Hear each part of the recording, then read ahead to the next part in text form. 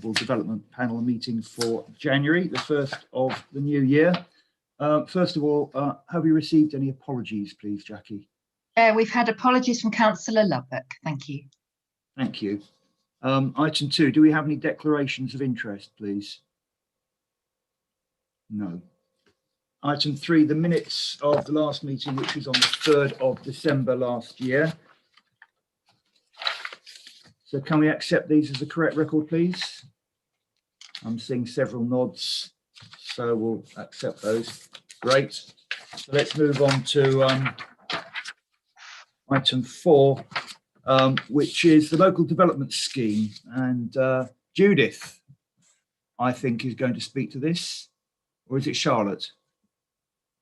No. It's me going to do It's that, Charlotte, Mike. sorry. Sorry, Charlotte. Hi, I wasn't Alright. sure. Hello, welcome, nice to see you. Hello, thank you. Great. So morning, everybody. So you'll see in the report, attached to the report is a revised draft local development scheme. So the purpose of this report is just to consider the changes that have been made to the LDS and recommend to Cabinet to approve that and publish it.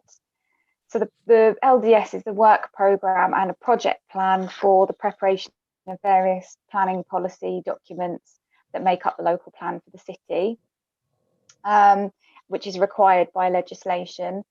The LDS was last fully reviewed in summer last year and was intended to cover up until 2022. But since then, we've had further information relating to local plan production timescales. So we've needed to update the LDS. So in the process of doing that, we've also provided an update on any progress that's happened in the last sort of 6 to 9 months or so. So the revised version of the LDS will run until spring 2023 and will entirely supersede the previous version. So just to summarise the changes that we've made, you should have the version in the agenda should have track changes in it. So it should be relatively easy to see the amendments that we've made. So first of all, at the end of autumn last year, the government published its consultation on the planning white paper and changes to the planning system documents. And these propose significant changes to the way the current planning system operates, as well as the content of local plans. The government is yet to respond to those, to the consultations or formalise anything in legislation at the moment. So until such a time that that's happened, this LDS just assumes a continuation of the current system, and we'll update the LDS in future as necessary. A new paragraph has been included in the LDS to explain the reason why this LDS has been updated so quickly since the 2020 update. This is largely due to progress with the Greater Norwich local plan. So last year in July, the GNDP board agreed to extend the timescales for plan preparation to account for updated evidence and an additional consultation period, and to account for the impact of COVID-19, etc. But following the government publishing their white paper and associated documents, there was a potential implication on changing of the housing numbers proposed within the GNLP. So the decision was taken to accelerate the plan production timescales using the transitional arrangements that the white paper proposed. Following that, in December last year, the government announced that the way the housing numbers were going to be calculated wasn't going to go ahead as proposed, but the decision was still taken to proceed with the accelerated timescale for the GNLP preparation to maintain momentum on that and just to avoid further delay, really. So all the revised timescales for that are outlined at the end of the LDS for information, with the plan that it would still be adopted in September 2022. The last version of the LDS noted that the Development Management Policies local plan was intended to be reviewed following the Regulation 19 consultation of the Greater Norwich local plan. So that consultation is due to be February and March this year. Since the government has consulted on its proposed changes to the planning system, which could include, depending on what gets formalised, changing of the need to have development management policies and a move towards using design guides, etc. It's considered it isn't sensible at the moment to commit further resource to doing this development management policy review until there's more certainty over what the changes are going to be to the planning system. But we'll keep that situation under review and we'll update the LDS and back to this panel as necessary. Amendments have been made to references to the Strategic Housing Market Assessment, or the SMART, which is now being referred to as the Local Housing Needs Assessment. So just some updates on timetables for that. An update has also been made in relation to the Statement of Community Involvement. This is relating to a temporary amendment that was made last year to allow greater flexibility in the consultation methods that are used due to the pandemic and not being able to make documents available in person, etc. Some brief updates have been made to dates of publication of the Brownfield Register. An update has been made to the River Wensum strategy section, just to outline that progress has been made on a delivery plan which prioritises projects and aims for the next 2 years.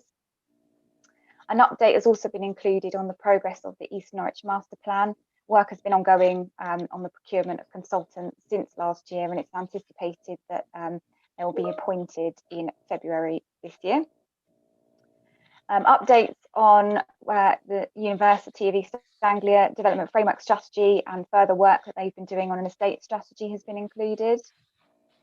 And the last main amendment is in relation to the Article 4 direction to remove permitted development rights for office to residential conversions, which this panel considered last year. Since the changes to the use class order and the development general permitted development order, the government made changes to these, and it was agreed by this panel, to delay the introduction of an Article 4 direction until the outcome of those legislative changes are understood further. So we've updated that work stream in the LDS, and again, it's something that can be kept under review. So, I mean, the conclusions of this report with the revised LDS are essentially the same as the conclusions from last year, that the principal challenges to meeting the aims and timescales in the LDS relate to changes in national policy, the availability of resources and timescales around the Greater Norwich Local Plan preparation and joint working with other authorities. There are other work streams that the planning policy team are responsible for, such as monitoring, etc., that are not included in the LDS. So those are also going to be ongoing at the same time. But the recommendation is to note the updates that we've made and recommend that Cabinet approve this revised LDS for publication. Thank you. Thank you, Charlotte. And I know you've done considerable work on this, and I also recognise it's really difficult at the moment because of the shifting sands of government policy and the uncertainty, as well as the timescales we have to work to and the ongoing work that we're trying to deliver. So it really is complex and really difficult. And obviously, you and other officers are making a good job of navigating their way through that. So thank you. So we're being asked to note this and also recommend that Cabinet approves this LDS. But first of all, let's take any questions. Denise, I saw you first. Sorry. You okay, Denise? Oh, we can't hear you. I think you've accidentally muted yourself. Trouble is, my screen, when I'm, yes, it says mute, even though I'm unmuted. It's yeah, I don't understand. Anyway. Just admiring your fireplace, actually. But anyway, yeah. You're sitting to one side today. Original, yeah. Thank you. There we go. Good job. You can't see the floor, which is a terrible mess in my study.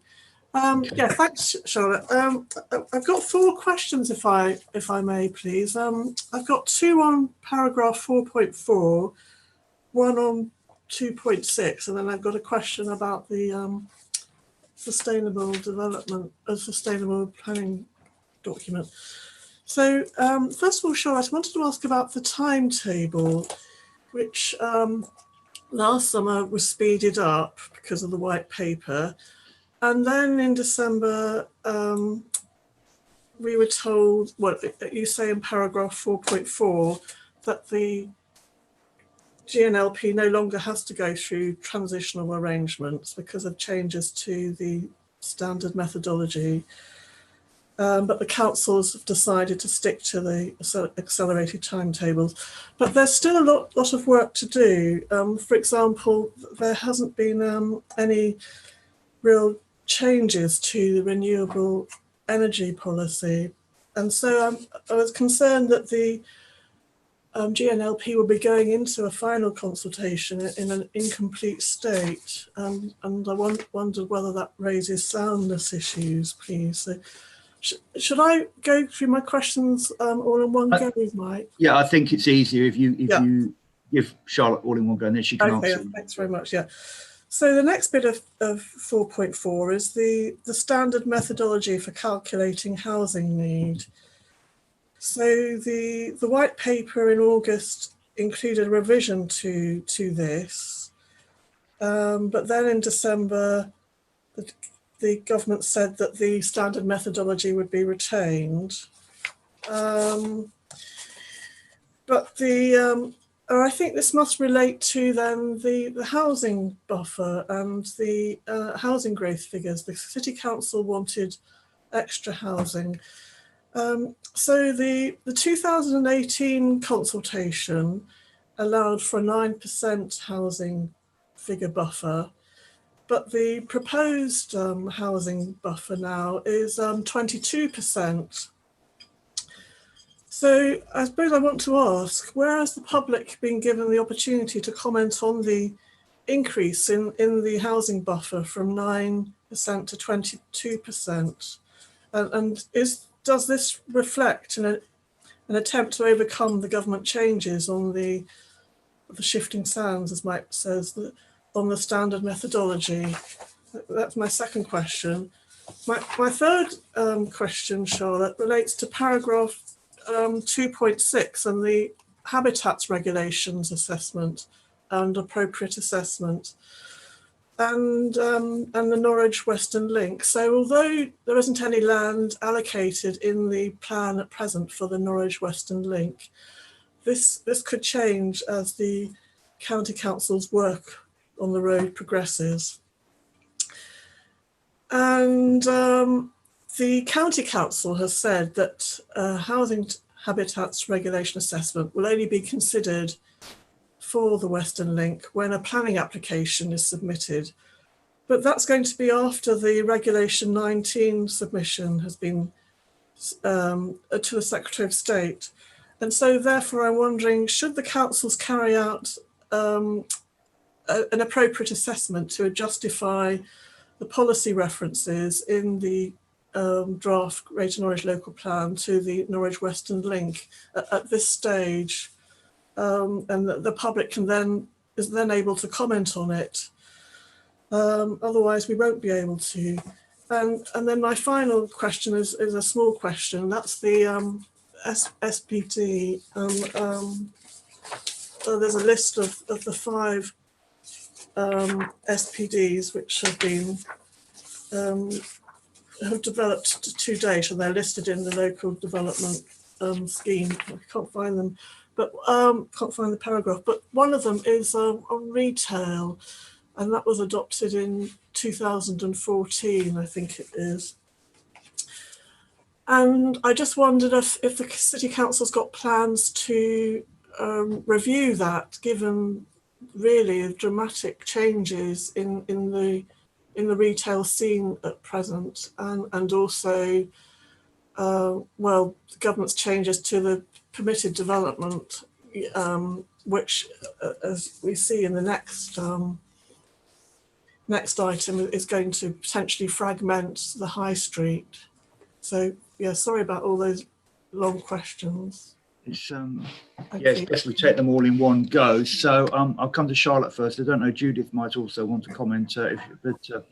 Yeah, I think that potentially, Mike, it's probably best if I comment on those. I think Charlotte hasn't been so involved in the the wider, some of those wider like strategic, on the Greater Norwich Local Plan, for example. So I think the first question was about the accelerated timescales for the Greater Norwich Local Plan, and whether there are any soundness issues arising from that. I mean, if I got that slightly wrong, please say, Denise. It's to do with was it to do with the evidence base and so on, and they just yes, that's right, and the policy's not really being necessarily updated or formed. Yeah, I mean, it's something we did acknowledge in the cabinet report, that there was a speed to getting this plan over the line for consultation, but the evidence base is largely being completed, and it's on the website now for the Greater Norwich Local Plan.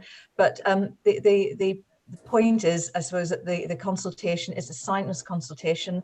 It'll be seeking views on the soundness and legal compliance of the local plan, and I think we acknowledge there may be some areas, and we did acknowledge in the cabinet report that there may be some areas where we consider it not to be sound fully at the moment, but that the opportunity for people to make comments, that we'll get those comments back at the end of March, and be able to, as the team will be able to assess the extent of the concerns and so on about soundness on particular issues, and to respond to that. Because by the time the plan gets submitted to the Secretary of State, which is meant to be sometime, I think, in August of this year, we need to be confident that, as far as possible, that we consider the plan to be sound, as far as possible. So there'll be probably quite a lot of work required following the consultation to identify these issues that need a little bit more work, and maybe more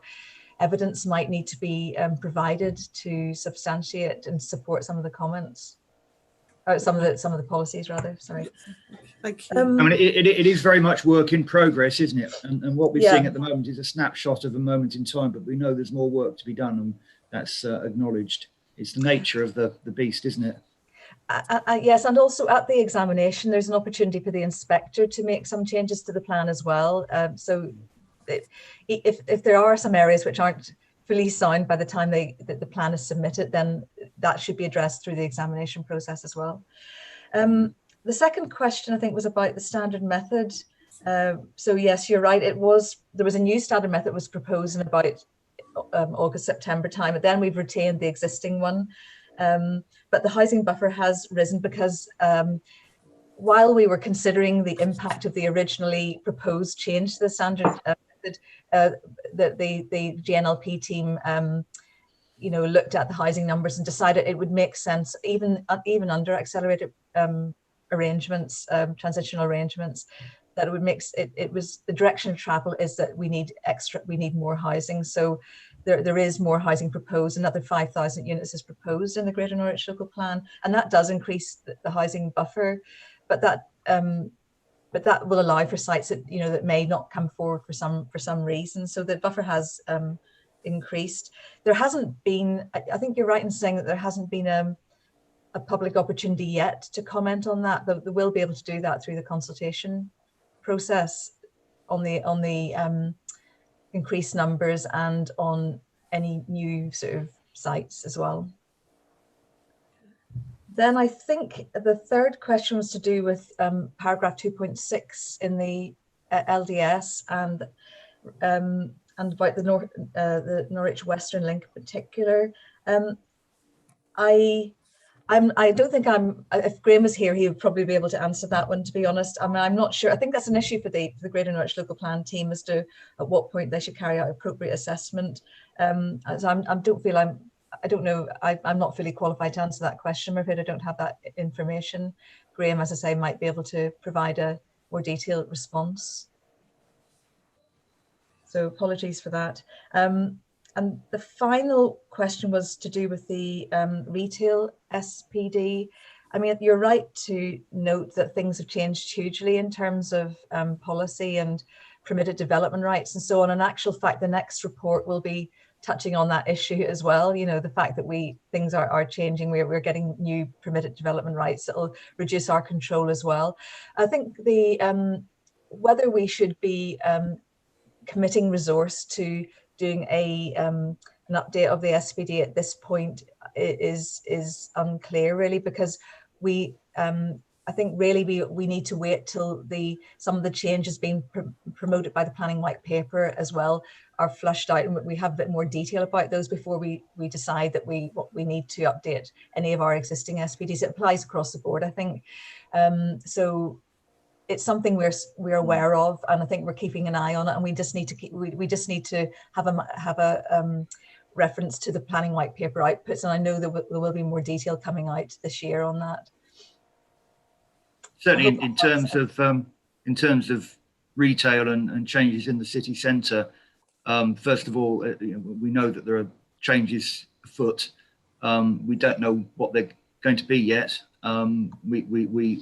Those decisions haven't been announced, but also we know that there's an impact of the pandemic and and significant changes there, which were gradual changes, which are sort of shifting up a gear.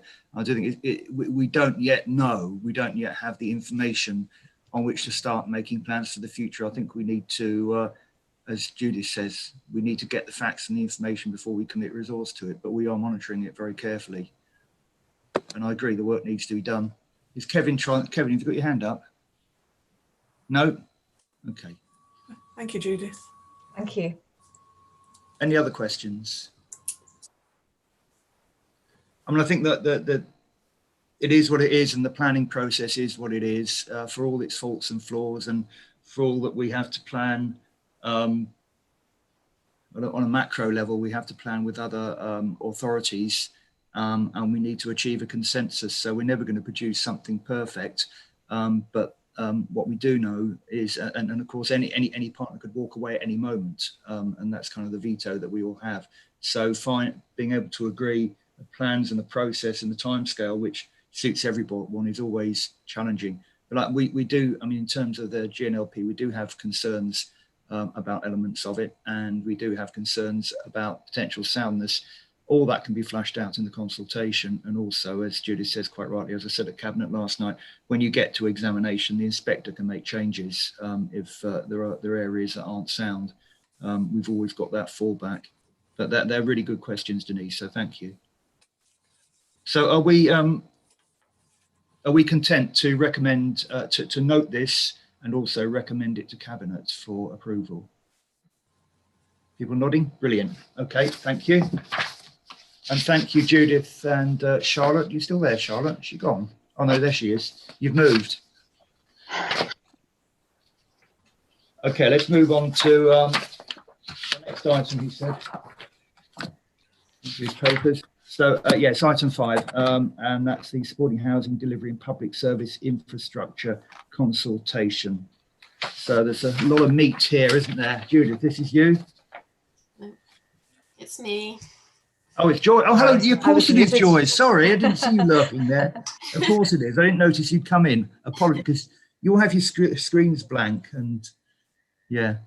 So anyway, hello, welcome. Hi. Good to see you. Morning. Yes, as you said, this is a government consultation, and they're consulting on changes to permitted development rights. So there's 3 parts to the consultation. So firstly, it's regarding new permitted development rights to allow the change of use from commercial, business and service use to residential. And secondly, they're looking at measures to support public service infrastructure. And then thirdly is the approach to simplifying and consolidating existing permitted development rights following the changes that have already occurred to the use classes order. So I'll go through each part separately. So firstly, for part 1, the changes of use to residential.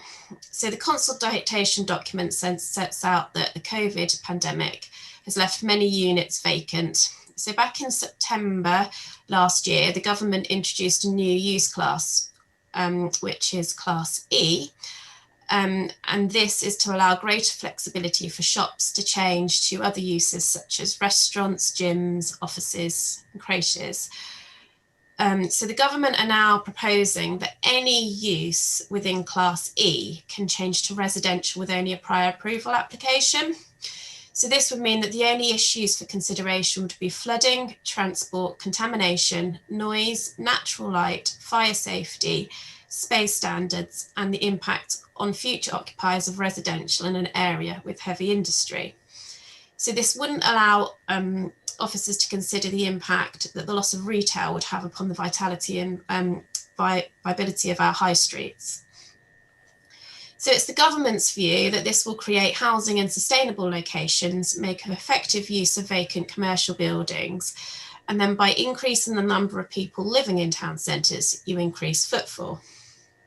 So I've set out a proposed response to all of the questions in the consultation document. Although this morning, when I was just reading through my report again, I've noticed that I've missed 2 questions, so apologies for these. So I'll quickly go through what I think our response should be to these additional 2 questions later on. So in summary, I've got some significant concerns with the proposal, and I'm of the view that the uncontrolled and piecemeal loss of town centre uses will be a huge threat to the future vitality and vibrancy of our high street.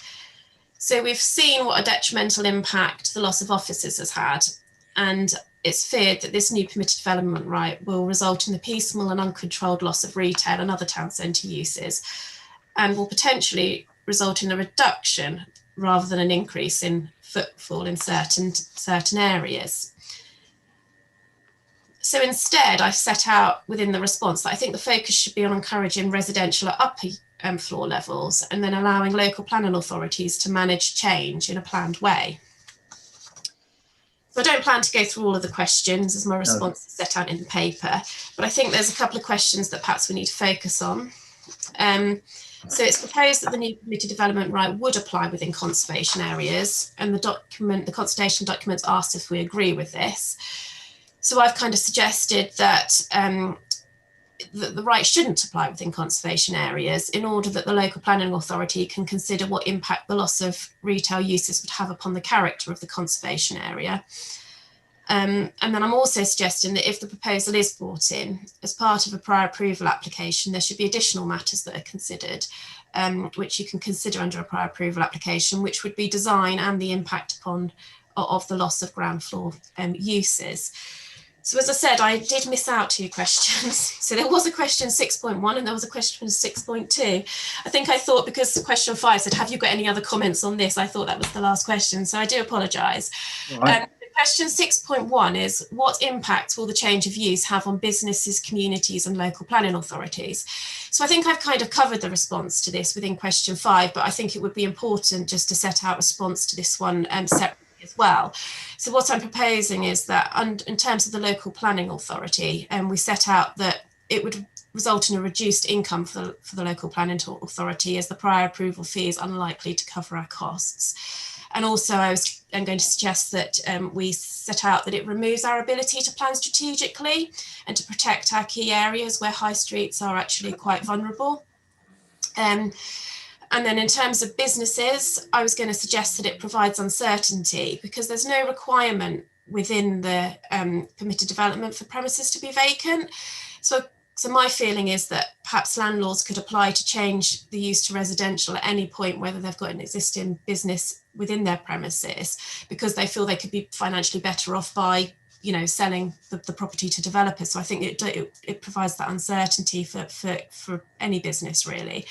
And then in terms of communities, it could result in the loss of town centre uses within the high street. So it could mean that there's no longer the ability for some people to be able to meet their daily needs locally. I think that could especially be the case in, say, local and district centres. And also I thought it was worth noting there as well that it could be creating homes in inappropriate places, such as in industrial estates. So in terms of question 6.2, this is about the impact on people who share a protected characteristic.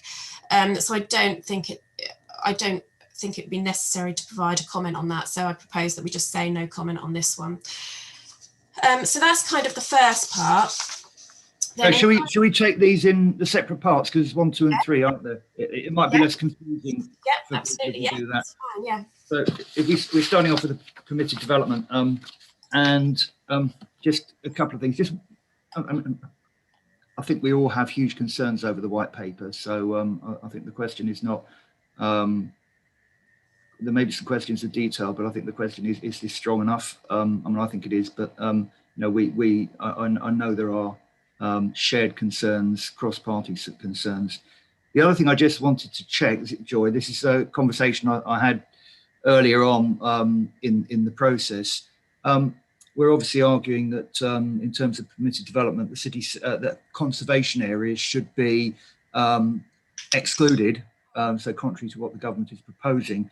And I think I'm right in thinking that nearly all of the city centre is a conservation area, just for clarity. Yeah, it is, which is why I think it's important to suggest that, because it kind of, I guess it kind of kills, it would mean that we would have the kind of design and conservation aspect covered, but in doing so, it would actually protect the whole of our city centre from this permitted development, right? So yeah, I think if they could exclude conservation areas, then it resolves a lot of the issues. It obviously doesn't prevent this from happening within a lot of our local and district centres, which aren't in conservation areas, and also within our employment areas, where what previously was B1 uses, so kind of your light industrial, could change to residential. So it doesn't protect that, but at least it would go a long way in protecting our city centre if conservation areas are excluded. Yeah, okay, thank you. Right, so I'm scanning the room for people to ask questions or make comments on this. Karen. Thank you. Yeah, mine was a similar question to the comment you've just made to Joy, please. Will the new zones match up completely with our conservation areas? Well, I think the whole of the city centre is within a conservation area, so it would protect all of our city centre retail. But as I said, most of our local and district centres aren't within conservation areas, so they wouldn't be protected at all. So the consultation. Oh yeah, sorry, I mean the 3 zones in terms of, and looking at the new planning paper, and there'll be 3 zones, won't there? Growth, conservation, and whatever the other one is. Will they match entirely with the conservation areas? That zoning is under the white paper, which is a separate thing. So the white paper is looking at kind of longer term planning and what can be done in the future. But this is very much what can be done immediately. So this legislation could be brought in very quickly. So the government is kind of looking at doing 2 different things: the longer term thing under the white paper, and this is the what immediate changes can happen. So no, the 2 don't really tie up. So we'd be using our existing designations for local. That we've got under the local plans of existing conservation areas, and this would be rolled out in terms of that. So no, they don't. Yeah, really that's great. Thank you. Sorry, Trying to get in, Judith. Could I add just that we don't know for sure that these zones will be introduced. They may well be as part of the white paper, but there's no guarantee yet. We haven't really had the details, so they may well be in place at some point in the future, but as yet we just don't have enough detail to really comment on that and exactly what they'll include and what they won't include. That was all. Thank you. Okay, thank you. Any other? Marion, then Denise, then Leslie.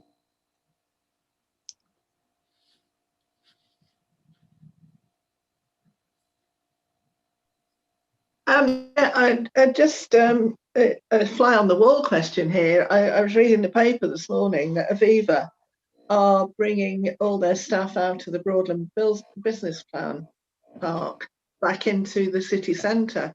Will this have any make any difference to anything that we talked about here today? I think what they're doing is they're making home working the norm, as has happened. And so some staff, so they will have more staff working in the city centre because they've closed the 2 buildings they have at Broadland Business Park, but it's not on a like for like basis, as I understand it, because they're going to increase home working. But it does, in my mind, raise the question of the future of business parks, most certainly, and the sustainability of them. But does any officer want to have a shot at that? I just wondered if it was good news or it wasn't good news. I can't make my mind up. Well, I think in terms of Aviva moving back to the city centre or kind of intensifying their use in the city centre, it's a good thing. And you might find that other people start thinking to themselves, are business parks actually the best place to be? Or is it better for our employees to be within the city centre where they've got a lot more facilities on their doorstep? So I'm hoping that it might kind of make other businesses think twice. In terms of this consultation, I don't think it really makes much difference. I guess the only thing you could say, could you potentially get to a position where they're looking at changing business parks to residential? You know, if there's a lot of vacant space on business parks, but I don't know how easy it would be to convert that to residential in order to get enough light and that kind of thing into the premises. So I don't really know the answer, but my feeling is the fact that of such big companies such as Aviva are saying actually we want to be in the city centre is a good thing. And for me, it's part of the pandemic speeding up a process that maybe was in train already, because you want to reduce the amount of traveling that people have to do to get to work, and you also want to make sure that the places of work and the places where people live are connected by public transport efficiently and effectively. And all public transport comes to the city centre at some point. It's well connected. It's well connected for people, as opposed to business parks on the outskirts of town, where really probably the only easy way of getting there is to go by car for many people, and that's just not long term. Surely that's just not environmentally sustainable. So, I mean, from my point of view, it feels like that was a question begging to be asked, and it's been kind of the pandemic has kind of speeded up perhaps companies like Aviva responding as they are, and I think that's a good thing personally, because it means that if it means that places of work are going to be centralised where the public transport links are, and which are easier for most of the population to get to if they're in the centre of the city, that's got to be a good thing. But that's just me pontificating. I'll shut up. So I saw Denise, then Leslie.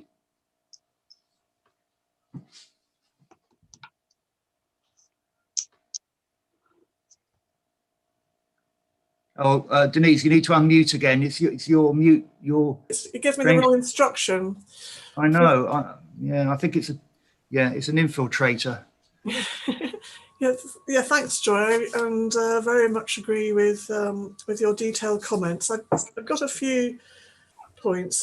Firstly, I've got an extra concern about creches. I don't know if we should say anything extra about them and about child safety. They seem to be treated as other uses, where actually they're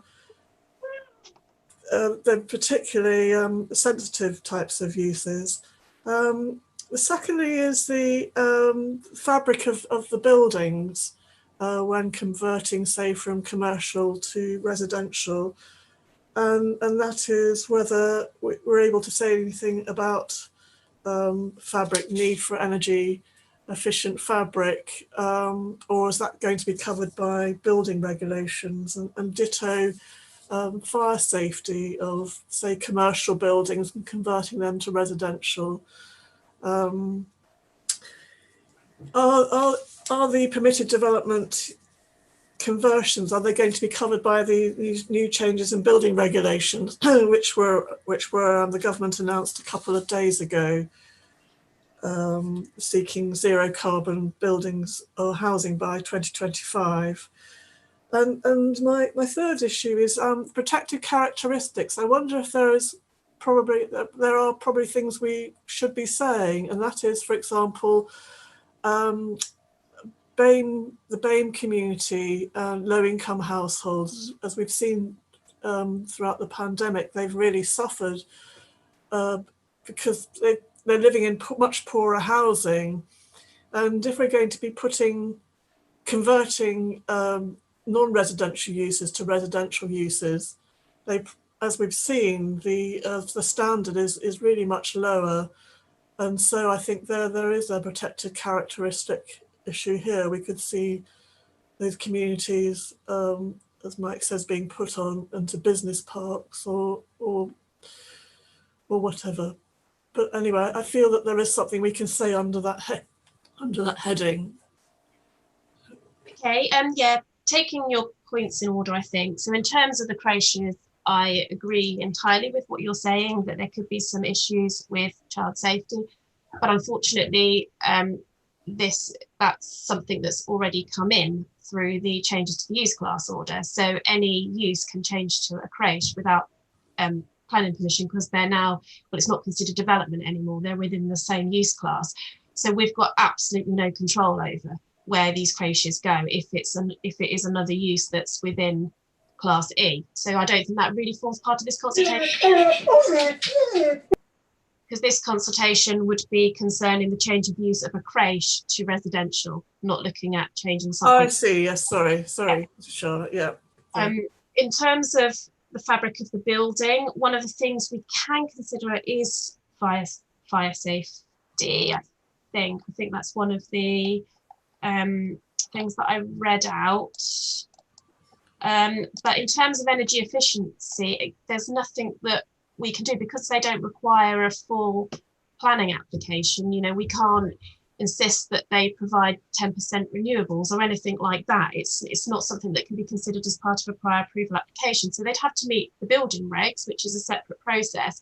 But from a planning point of view, we couldn't require them to have certain things to do with energy efficiency. Similarly, we can't require them to do anything to do with design. It's not something we can consider. So I think that is one of the concerns here. And yeah, your point about protected characteristics, I think there could be some concerns with low income household holders.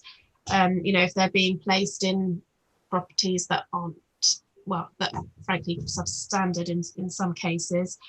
And I guess the other thing you could say about protected characteristics in low income households is, could they also be affected by the loss of some services and facilities within the local area, which means it's harder for them to access. Definitely, to meet their certain needs. So yeah, I could add something in it to the response about low income households if you wanted to. Yeah. I would support that. I think that comes into the category, as I said earlier on, of we're opposing this, but are we opposing it strongly enough and making the right noises? So Karen, I saw your hand up on this subject. Yeah, I know you're waiting, Leslie, but on this particular subject. Yeah, on this subject. Yes, and I do. I can see that, you know, we could potentially have business parks which do empty after COVID. What we really don't want to see is a terminus house style development in Norwich happening. So I think it really is important to have that strong response to the protected characteristics of low income households. Can I just raise a quick issue with the protected characteristics? I've just searched what they are, and the protected characteristics, according to equalityhumanrights.com, is age, disability, gender reassignment, marriage and civil partnership, pregnancy, maternity, race, religion, sex and sexual orientation. Right. Yeah. It doesn't include low income. No, it doesn't include low income households, but the point is that people who have protected characteristics tend to have a lower income. Yeah. So it's not saying that the lower income is the protected characteristic. It's saying that the people with the protected characteristic tend to be in the lower income category. So does that cover it for us then, do you think, Karen? Denise? Yes, that's right. Yeah, thank you. Yeah, okay. Good. Okay. Well, I think we're all in agreement that we'd like to make that point. Thank you for raising that, Denise. Leslie? Well, on protected characteristics, I don't know if we're in a position we can we add accessibility to a standard that we can enforce, because it seems to me that the conversions, there's also no requirements to provide any proportion of accessible housing or any accessibility that should be in every dwelling. There's one other point I wanted to make, which is nothing to do with that. Okay, so can I just ask, because protected characteristics, it includes disability, for example, it includes so does that therefore imply accessibility? I mean, that therefore cover accessibility? I think you could probably put it under disability and age, couldn't you? Yeah. Okay. All right. And then what was your second point, Leslie? Well, on the planning fee, it's a small point, but it really grates because it's so regressive. So you pay a planning fee for the first 50 houses you're building, or converting rather. But if you're doing 500 or 5,000, you're still only paying for the first 50. And that seems really regressive and encouraging very large organisations to kind of to concentrate their land holding. And I think that's bad news for a city, although it's a barrier for entry for anybody who wants a small property, and just give much more power to the big players. I guess the question would be, never mind an answer. do we have any buildings or sites that would convert into more than 50 units? Potentially, I should think we do. I mean, I don't know actually, but yeah, if they're not asking the question, there's probably a reason for that. Yeah. Yeah, no, I can make that point. Like, yes, there's certainly been some office conversions which have been more than 50. In terms of, a lot of I'll put that in there about if it shouldn't be capped at 50 homes. Yeah, I mean, it's just raised a question around it being regressive to do that. Yeah, like I think in there about the fee, it's grossly under what the fee for a full application is, and actually you're getting to the point where you're considering nearly as many issues, and it just purely doesn't cover officer time, especially when you've got the ones that are for such few houses. Like if you've got say something converted into 2-3 houses, by the time you've done your admin and processed the application, you've spent all your money before you've even started to assess it. So yeah, good. I think if we can encourage it, as it is, it encourages the big players at the expense of the smaller ones. It makes it very difficult for us to take on local developers. No, we got the point, Leslie. Yeah. Right. Great. Okay, so should we move on to section 2 then? Joy? Yep. So part 2 is about public service developments, so schools and hospitals and things like such as that. So within this, there's 2 parts as well. So firstly, the government wants to ensure that planning supports the faster delivery of schools, hospitals and other public service infrastructure. So it's therefore proposing that they amend the existing permitted development rights to allow larger extensions without the need for planning permission. So currently there are permitted development rights for schools and hospitals and that kind of thing, but they're subject to size limits. So they limit extensions or addition of buildings to no more than 25% of the gross floor space of the original building, with a maximum cap of 100 square metres or 250 square metres in the case of schools. So it's now proposed that this is amending to allow for development which is not greater than 25% of the current footprint, or up to 250 square metres, whichever is the greater. So I'm therefore suggesting that we object to this proposal, as without a cap on the size of development, this could allow huge developments with significant impacts. Now, I was starting to think of it in terms of the case of something like the UEA.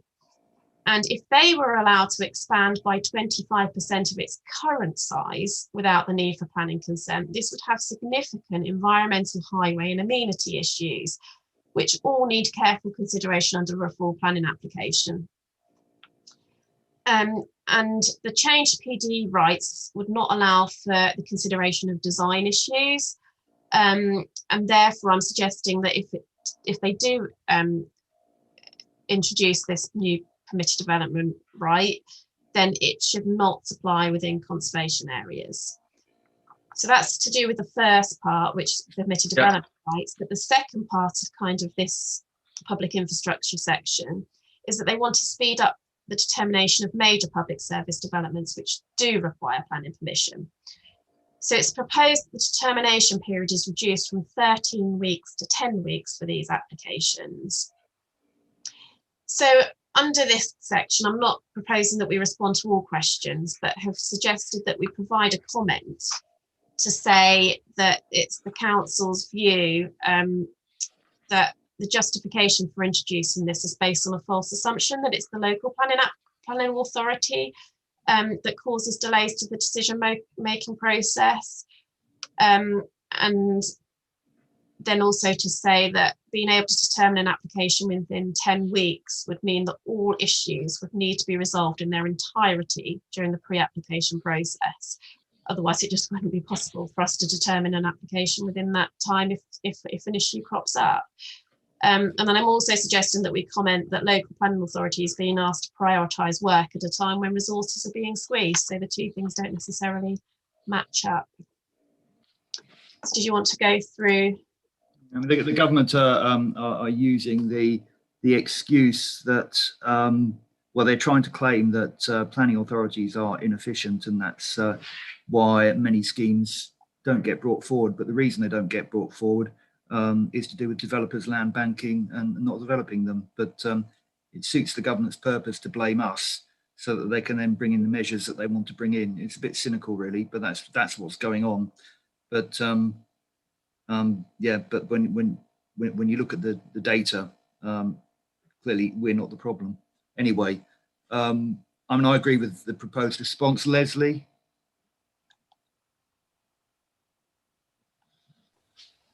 I don't see anything in there about time limits and cumulative impacts. So is there anything to stop, say, a private academy chain building an extra 25% of what it's got this year, and then again next year, and then again the year after? I think it would be, the wording, I think, is that it allow development which is not greater than 25% of the current footprint. That would be the footprint at the time that the legislation is brought in. So I'm assuming that that would be where your cap is. So if you then increased it, then you couldn't then increase it by 25% again, is my impression, but I could be wrong. You know, the detail isn't necessarily there. It doesn't set it all out in its precise wording as it would be within the General Permitted Development Order. I think your interpretation is reasonable, but I'd like to see it spelled out and set in stone. I don't see any harm in just making that point. Karen? Thanks. Could I ask, and this is about academy chains. Obviously, we have quite a few in Norwich with large land areas around them.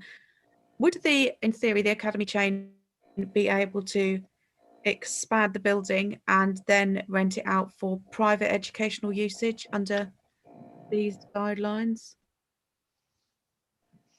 Probably. Because if There's nothing that says it can't. It doesn't go there, does it? Because if they're extending it under their own permitted development, then there's nothing then restricting them from using it for something else, I guess. So do we want to make a comment that if it's a public sector organisation like a university or a college or even an academy chain, which I guess is public sector, isn't it? Then it should be for expansion for the same use. Yeah. Wonderful the thing is, if this is a state school, then there should be no expansion for fee-paying educational purposes, I would say. Yeah, it's a really good point.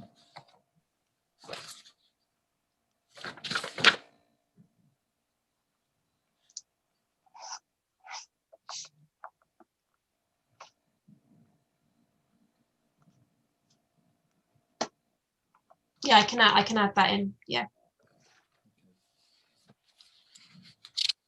Any other comments on section 2? Okay, we're content with that. Oh, Marion. Yeah, Marion. Very quickly. Very quickly. Paragraph 23. I'm really surprised that they wanted to cut the period down. It's difficult enough getting through everything that we need to do as it is. So if we got another big thing, say like Anglia Square, we couldn't do that in 10 weeks. It's a solution to a problem that doesn't exist, in my opinion. Yeah. Yeah. And me. but it's cynical. It's for another reason. Yeah, we're getting very cynical these days. Yeah, well, sometimes when it's so transparent that you can't help but be. So are we happy with section 2? Should we just move on to part 3? Ready, Joy? Yeah, so part 3 is about consolidating and simplifying existing permitted development rights. So this is very technical, and they're proposing that they review and update individual rights that have been affected by amendments to the use class order. So this will be necessary, but it is significant, it's complex, and it could potentially require amendments to 49 individual rights. So I'm not proposing that we respond to all of the questions under this one, but I think that we should submit a comment that sets out the detrimental impact that office to residential development has had on Norwich, both in terms of the economy and providing substandard housing. And therefore, the ask that rather than consolidating and simplifying many of these permitted development rights, any of the ones that allow the change to residential use are actually revoked rather than amended.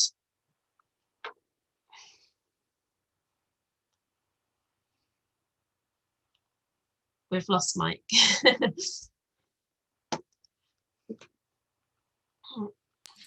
Sorry, the postman arrived and the dog went crazy. Shh. Yes, right. I didn't hear most of your introduction, Joy, but I have read the paper, so I know pretty much what you were probably saying. So should we go? Are there any questions on this section, please? Denise.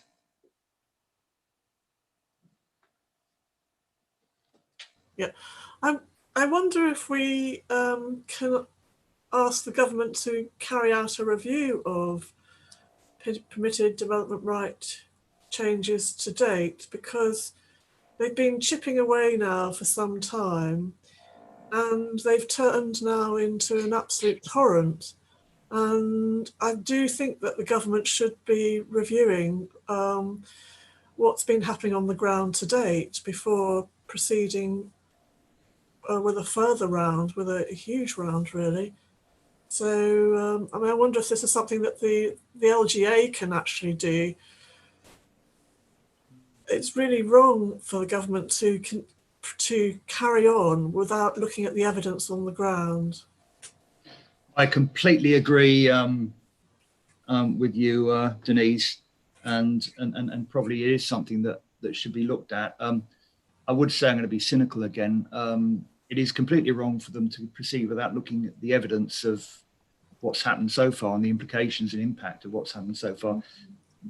But actually, I'm not sure that that's not their purpose. That's not what's driving this. But we need to make the point that they should be. Yeah. But it's being done for ideological reasons, of course, isn't it? Yeah. Well, I think it's going to hit them at some point, actually. I think there's going to be something that goes very, very wrong. There generally is. Well, I think we may well find that we're making our response. We may find perhaps more polite language or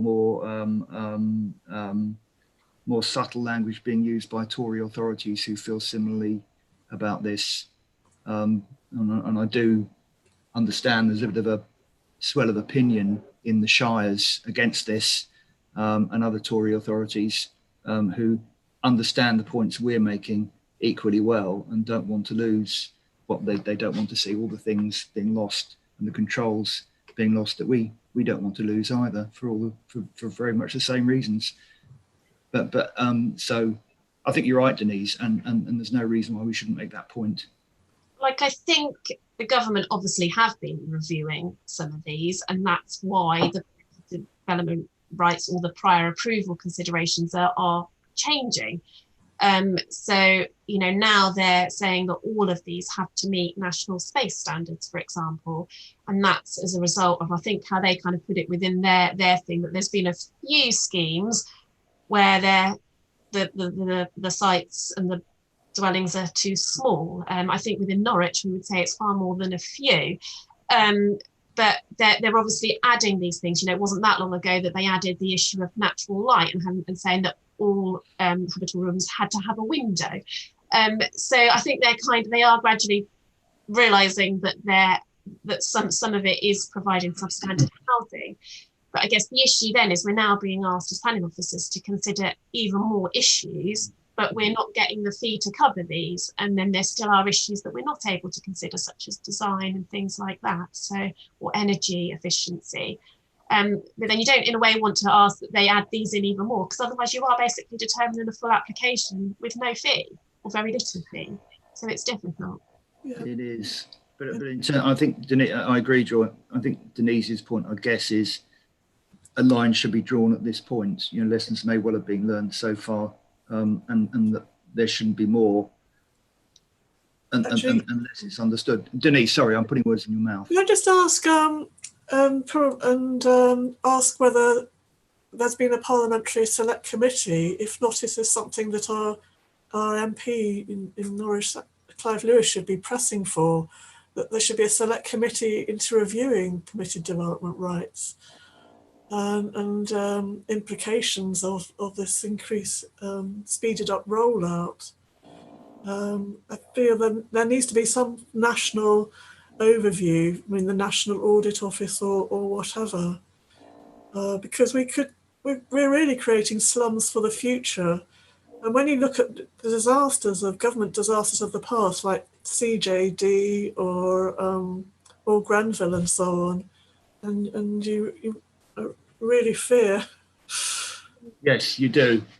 I saw Adam indicate, and I have seen you, Leslie. Yes, I mean, to be honest, my point was more of a political one rather than a question for officers. But I just wondered now, with Dominic Cummings having departed from Downing Street, whether there's an increasing groundswell of opinion within the Conservative Parliamentary Party that this madness can't continue any longer. I mean, seen, you know, Robert Halfon, on the MP for Harlow on Look East, criticising what's gone on there, and the MP for Conservative MP for Watford. And I just wondered whether or not there's been many soundings in the media of upset Conservative MPs that may scupper the legislative agenda of Robert Jenrick, but it's a political point rather than a question for officers. No, yeah, well, I do hope so, Adam. I agree with you. I do hope so. I mean, I don't know about a select committee, what people feel about that, but I know Boris Johnson isn't hugely fond of select committees or being held to account. It's certainly not something I can imagine him willingly doing, although we could ask Clive to ask the question. I'm always for more scrutiny. Yeah, I've seen Karen nodding. Well, the MHCLG Select Committee obviously sets its own work programme, doesn't it? So so there's no reason that the right. Okay. Yeah. Of course. Yeah. Couldn't have been wrote to. Okay, that would be the way, probably, because it would be easier to try for Clive to try and get it on the agenda of an existing committee. Okay, people to I think that I've seen people nod. I think that would be helpful. I'm thinking Clive tabling a parliament, putting down a motion would be very good, because then you might get some of the Conservative MPs signing up. We can ask him. Yeah. Yeah, we can ask him. Sorry, what select committee was that you mentioned, please, Councillor Giles? Sorry, the Ministry of Housing, Communities and Local Government Select Committee, so the one that scrutinises Jenrick's department. So am I assuming that's something we're leaving to you to do? That's not something we need to, as officers, do anything with? Well, no, we need to minute. That's something we'd like to do, and Jackie needs to remind me that I need to write a letter.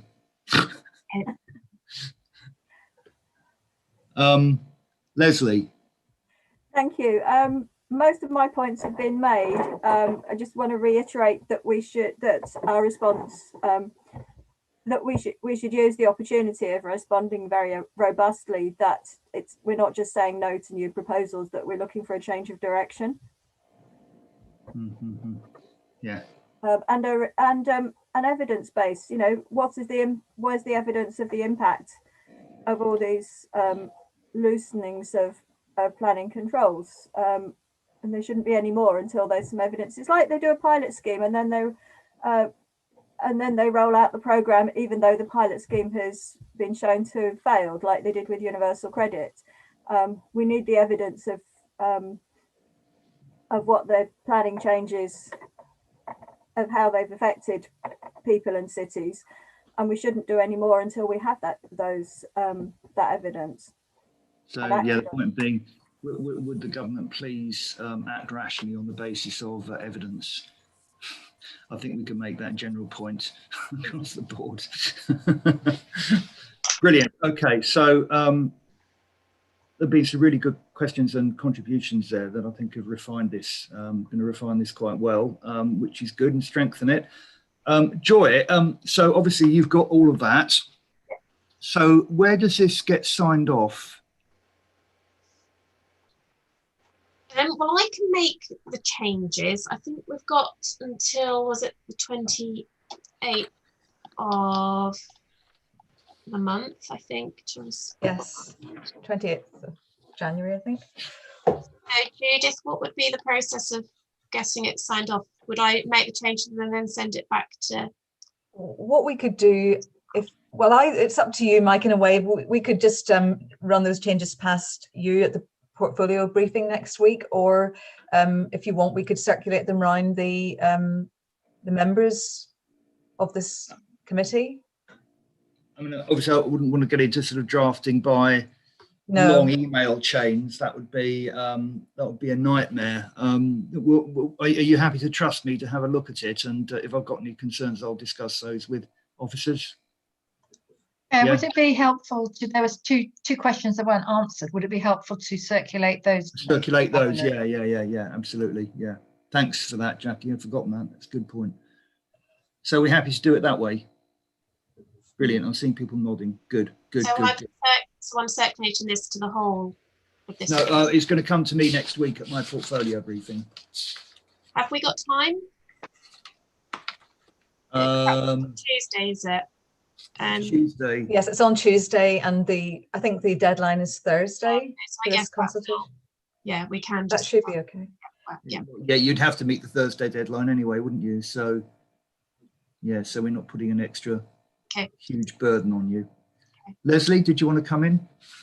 Yeah, we're on the same page, and it wouldn't take any longer to circulate the revised answers to the whole committee than it would to just circulate them to you.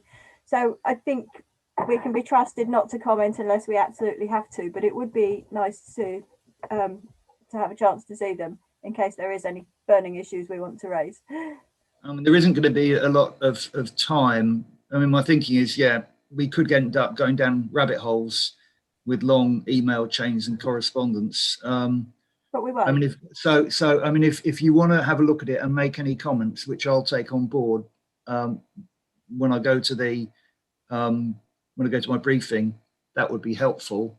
But in order to do that, Joy would have to have it ready in time for people to see a lot earlier, and we'd then have to give people time to see their email and read it and respond.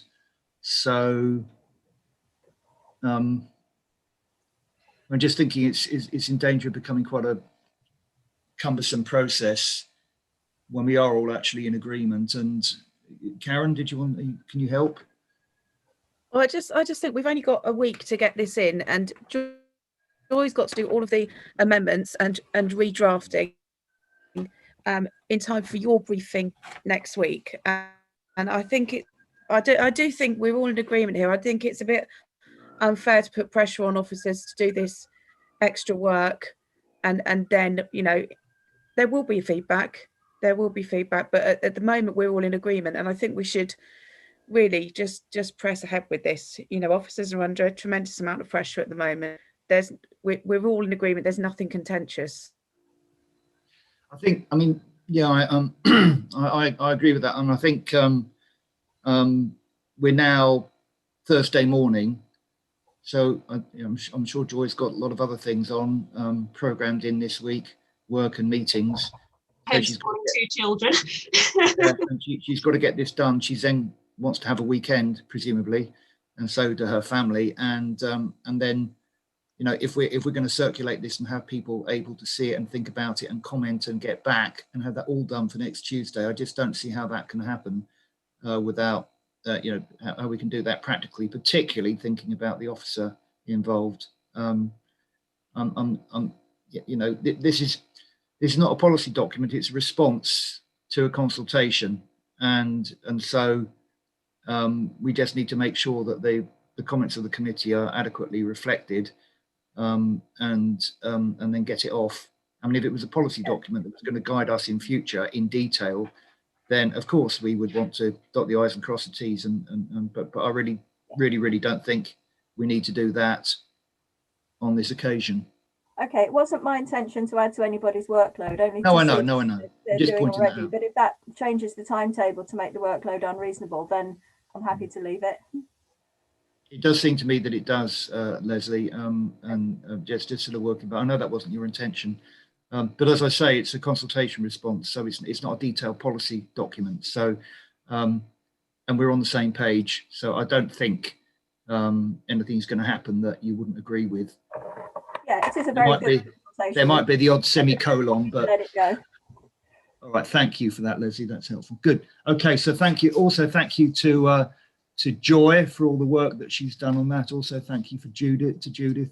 As usual, we've got excellent officers doing really good work. And Charlotte. And Charlotte, who isn't here. Oh, she's still here. I thought she'd gone. That's why I didn't mention her, but she's still here. Charlotte, and you as well. You're switched off. That's the problem. I think I'm just unable to see the screens which are switched off. Yes.